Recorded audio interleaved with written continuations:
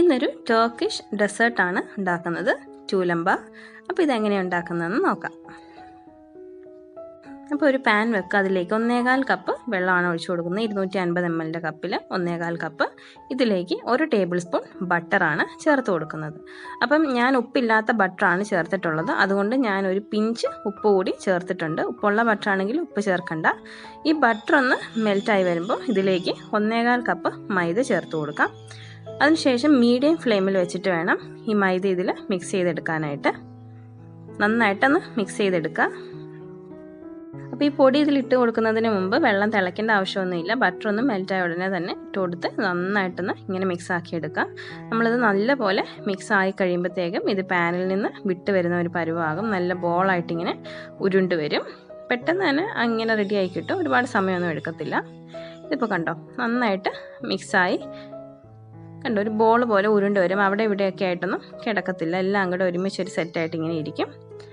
ഇതിപ്പോൾ ഇവിടെ റെഡി ആയിട്ടുണ്ട്. നല്ല സോഫ്റ്റ് ആയിട്ടുള്ള ഡോണ്, കയ്യിലൊട്ടത്തൊന്നുമില്ല. ഇപ്പോൾ ഇത് ഡോ റെഡിയായി. ഇതിനെ ഒന്ന് ചൂടാറി വരട്ടെ. അപ്പോൾ ആ ഒരു സമയത്ത് ഇതിലേക്കുള്ള സിറപ്പ് റെഡിയാക്കാം. ഒരു പാത്രത്തിലേക്ക് 1/4 കപ്പ് പഞ്ചസാര ഇട്ട് കൊടുത്തിട്ടുണ്ട്. ഇതിലേക്ക് 3/4 കപ്പ് വെള്ളം കൂടി ഒഴിച്ചു കൊടുക്കാം. ഇതിനെ ഒരു മീഡിയം ഫ്ലെയിമിൽ വെച്ച് ഒന്ന് തിളപ്പിച്ചെടുക്കാം.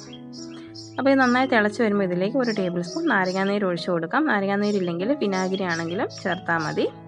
ഈ ഷുഗർ സിറപ്പ് തണുത്ത് കഴിയുമ്പോൾ അടിയിൽ പഞ്ചസാര കട്ട പിടിച്ചിരിക്കും. അങ്ങനെ ആ ഒരു ക്രിസ്റ്റലൈസേഷൻ ഒഴിവാകാനാണ് നമ്മളിതിലേക്ക് വിനാഗിരി ഒഴിച്ചു കൊടുക്കുന്നത്, അല്ലെങ്കിൽ നാരങ്ങാനീര്. ഇതിനെ മിക്സാക്കി ഫ്ലെയിം ഓഫ് ചെയ്യാം. ഇപ്പോൾ ഡോ ഇവിടെ അത്യാവശ്യം ചൂടൊക്കെ ആറി വന്നിട്ടുണ്ട്. അപ്പോൾ ഇതിലേക്ക് 1.5 ടേബിൾ സ്പൂൺ റവ ചേർത്ത് കൊടുക്കാം. 1/2 ടേബിൾ സ്പൂൺ കോൺഫ്ലോറും ചേർത്ത് കൊടുക്കാം. ഇനി കോൺഫ്ലോർ ഇല്ല എങ്കിൽ അരിപ്പൊടി ആണെങ്കിലും ചേർത്താൽ മതി. ഇപ്പം ഞാനിവിടെ ഇലക്ട്രിക് ബീറ്റർ കൊണ്ടാണ് ഇത് മിക്സ് ചെയ്യുന്നത്. അപ്പോൾ ഇതിൻ്റെ ആ ഡോ നീഡ് ചെയ്യാനായിട്ടുള്ള ബ്ലേഡാണ് ഞാൻ ഇട്ട് കൊടുത്തിട്ടുള്ളത്. അതുകൊണ്ട് ഇപ്പോൾ ഇട്ട് കൊടുത്ത റവയും കോൺഫ്ലോറും ഒന്ന് ഇതിൽ മിക്സാക്കി എടുക്കാം.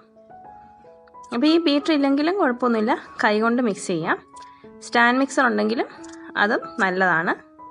ഇത് കുറച്ച് നല്ല സമയമെടുക്കും, നല്ല ക്ഷമ വേണ്ട ഒരു കാര്യമാണ്. ഇത് നന്നായിട്ട് ഇതിലൊന്ന് മിക്സ് ചെയ്തെടുക്കുക. ഇതിൽ കട്ടയൊന്നും ഇല്ലാതെ മിക്സ് ചെയ്യണം. അത് തന്നെയല്ല, ഇപ്പോൾ ഇട്ട് കൊടുത്തത് ഈ ഡോയിൽ നന്നായിട്ട് മിക്സായി കിട്ടണം. ഇതിപ്പോൾ അത്യാവശ്യം മിക്സ് ആയിട്ടുണ്ട്. ഇതിലേക്ക് ഒരു മുട്ട ചേർത്ത് കൊടുക്കാം. ഞാൻ 2 മുട്ടയാണ് എടുത്ത് വെച്ചിട്ടുള്ളത്. അതിൽ നിന്ന് ഒരു മുട്ട ഒരു സമയത്ത് ചേർത്ത് കൊടുത്ത് അത് നന്നായിട്ടൊന്ന് മിക്സ് ആയതിന് ശേഷം അടുത്ത മുട്ട ചേർത്ത് കൊടുക്കാം. രണ്ടും കൂടി ഒരുമിച്ച് ചേർക്കണ്ട. അപ്പോൾ ആദ്യം ഇത് ഇങ്ങനെ മാവ് വേറെ മുട്ട വേറെ ഇങ്ങനെ പിരിഞ്ഞതുപോലെ നിൽക്കും, പക്ഷെ അത് കുഴപ്പമില്ല. നമ്മളത് മിക്സായി വരുമ്പോൾ ശരിയാകും. ഇപ്പോൾ രണ്ടാമത്തെ മുട്ടയും ചേർത്ത് കൊടുത്തിട്ടുണ്ട്. അതുകൂടി ചേർത്ത് നന്നായിട്ടൊന്ന് മിക്സ് ചെയ്തെടുക്കാം. ബീറ്റർ ഓൺ ആക്കാതെ ജസ്റ്റ് ഇങ്ങനെ മിക്സ് ആക്കിയതിന് ശേഷം ഒന്ന് ബീറ്റർ ഓൺ ആക്കി കൊടുത്താലും മതി. അപ്പോൾ ഇത് നന്നായിട്ടൊന്ന് യോജിപ്പിച്ചെടുക്കാം.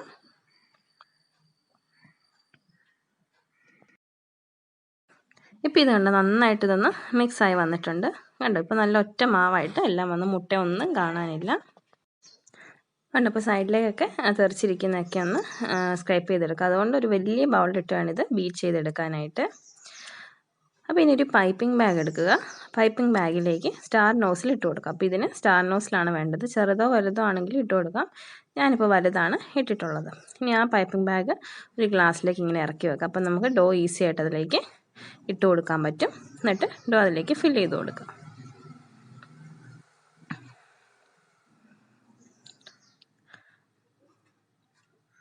അതിനുശേഷം അറ്റൊന്ന് മുറിച്ച് കൊടുക്കുക. കണ്ടോ, ഇനി താഴേക്ക് ഇനി അതൊന്ന് പ്രസ് ചെയ്ത് കൊടുക്കുക. അപ്പോൾ ഇതെങ്ങനെയാണ് വരുന്നത് എന്നുള്ള ജസ്റ്റ് ഒന്ന് കാണിക്കാം. കണ്ടോ, ഇങ്ങനെയാണ് വരുന്നത്. ഈ ഒരു ഷേപ്പിലായിരിക്കും ഇരിക്കുന്നത്. പിന്നെ ഒരു പാൻ എടുത്ത് അതിലേക്ക് ഓയിൽ ഒഴിച്ച് കൊടുക്കുക. അപ്പോൾ ഇത്രയൊക്കെ ഓയിൽ മതിയാവും ഇത് ഫ്രൈ ചെയ്യാൻ. അപ്പോൾ ഇനി വേണ്ടത് ഒരു കത്രികയും കൂടി എടുക്കുക. അപ്പം പിച്ചാത്തി ഒന്നും എടുക്കരുത്, കത്രിക തന്നെ എടുക്കണം.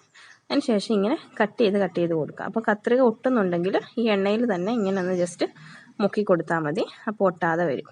പിന്നെ ശ്രദ്ധിക്കേണ്ട കാര്യം, ഇതിപ്പോൾ റൂം ടെമ്പറേച്ചറിലുള്ള എണ്ണയാണ്. ഞാനിപ്പോൾ ഗ്യാസ് കത്തിച്ചിട്ടില്ല, വെറും തണുത്ത എണ്ണയാണ്. അപ്പം ഇങ്ങനെ വേണം നമ്മൾ ഇട്ട് കൊടുക്കാനായിട്ട്. അല്ലാതെ ഫ്ലെയിം കത്തിച്ചിട്ട് സാധാരണ ചെയ്യുന്നത് പോലെ, സാധാരണ ഫ്രൈ ചെയ്യുന്ന പോലെ ഒന്നും ചെയ്യരുത്. അപ്പോൾ പലതും പല വേവായി പോകും. കാരണം ഇത് സമയം എടുക്കുമല്ലോ ഇങ്ങനെ ചെയ്തിടാനായിട്ട്. അതുകൊണ്ട് ഇത് ഫുൾ ഇട്ടതിന് ശേഷം ഇപ്പോൾ ഇതാ ഫ്ലെയിം കത്തിച്ച് കൊടുത്തിട്ടുണ്ട്. ഏറ്റവും ലോ ഫ്ലെയിമിൽ വെക്കുക. അപ്പം ഒരു സൈഡൊക്കെ തിരിച്ചിട്ട് കഴിയുമ്പോൾ പിന്നെ മീഡിയം ഫ്ലെയിമിലൊക്കെ ഇടയ്ക്ക് വെച്ച് കൊടുക്കാം. പിന്നെ ശ്രദ്ധിക്കേണ്ട കാര്യം, ഇത് തിക്കി നിറച്ചിടാൻ പാടില്ല. കാരണം ഇത് ഫ്രൈ ആയി വരുമ്പോൾ ഇത് കുറച്ചുകൂടെ എക്സ്പാൻഡ് ചെയ്യും. അതുകൊണ്ട് തിക്കി നിറച്ചിട്ട് കഴിഞ്ഞാൽ ഇത് എക്സ്പാൻഡും ചെയ്ത് വരുമ്പോൾ ഇതിനകത്ത് അതിൽ കിടക്കാനുള്ള സ്ഥലം ഉണ്ടാകത്തില്ല.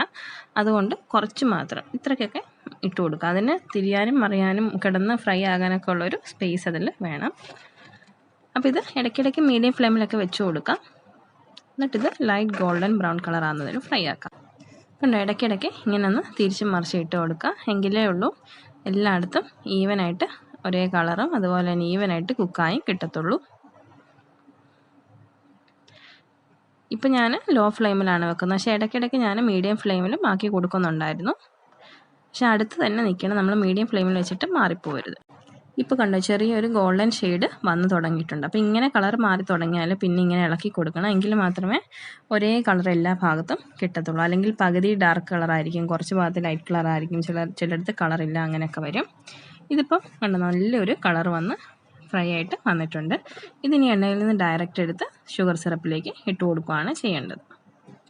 അപ്പോൾ ഈ സിറപ്പിൽ 2 മിനിറ്റ് മാത്രം ഇട്ടാൽ മതി. 2 മിനിറ്റ് കൊണ്ട് തന്നെ നല്ലപോലെ ഈ സിറപ്പ് ഇത് കുടിക്കും. അതുകൊണ്ട് 2 മിനിറ്റ് മാത്രം ഇടുക. അതിനുശേഷം ഈ സിറപ്പിൽ നിന്ന് എടുത്ത് മാറ്റും. ഇപ്പോൾ 2 മിനിറ്റ് ആയിട്ടുണ്ട്, സിറപ്പിൽ നിന്ന് എടുത്ത് മാറ്റുകയാണ്. അപ്പോൾ ഫസ്റ്റ് ബാച്ച് ഇവിടെ റെഡി ആയിട്ടുണ്ട്. അപ്പോൾ ഇതുപോലെ ഇനി അടുത്ത ബാച്ച് റെഡിയാക്കാം.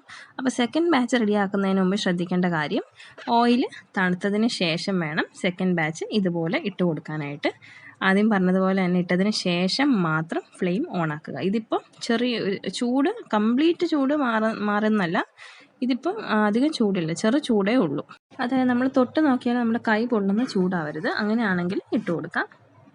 ഇപ്പോൾ ഇതാ കംപ്ലീറ്റ് ഡോ കൊണ്ട് ഞാനിവിടെ ഫുള്ള് ഫ്രൈ ആക്കി എടുത്തിട്ടുണ്ട്. അപ്പോൾ നമ്മുടെ എല്ലാ ടൂലമ്പ ഇവിടെ റെഡി ആയിട്ടുണ്ട്. ഇത് പുറമേ ചെറിയൊരു ക്രിസ്പിനെസ്സും ഉള്ളിൽ നല്ല സോഫ്റ്റുമായിട്ടാണ് ഇരിക്കുന്നത്. നല്ലൊരു ടേസ്റ്റി ആയിട്ടുള്ള ഒരു സ്വീറ്റാണ്, അടിപൊളി ഡെസേർട്ടാണ്. പിന്നെ ഒരു കാര്യം, എനിക്ക് ആ ഷുഗർ സിറപ്പിൽ കറക്റ്റ് 1/2 കപ്പ് ഷുഗർ സിറപ്പ് എനിക്ക് ബാക്കി വന്നു. അപ്പോൾ വേണമെങ്കിൽ 1/4 കപ്പ് എന്നുള്ളത് 1 കപ്പ് പഞ്ചസാര എടുത്താൽ മതി, വെള്ളം 3/4 കപ്പ് തന്നെ. അപ്പോൾ ഇന്നത്തെ ഈ ഒരു ഡെസേർട്ട് എല്ലാവർക്കും ഇഷ്ടമായെന്ന് കരുതുന്നു. ഇഷ്ടമായാൽ ട്രൈ ചെയ്ത് നോക്കുക. അപ്പോൾ വീഡിയോ ഇഷ്ടമായെങ്കിൽ ലൈക്ക് ചെയ്യാനും ഷെയർ ചെയ്യാനും ചാനൽ സബ്സ്ക്രൈബ് ചെയ്യാനൊന്നും മറക്കരുത്. കമൻറ്റ് ചെയ്യാനും മറക്കരുത്. Thanks for watching.